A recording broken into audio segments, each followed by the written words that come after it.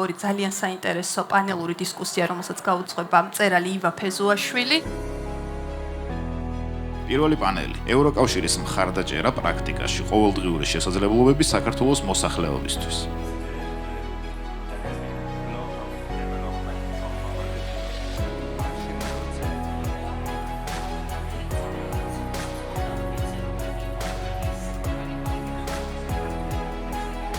საქართველოს ციფრული მომავალი, თანაბრად ხელმისაწვდომი ინოვაციური და დეზინფორმაციის მიმართ მედეგი.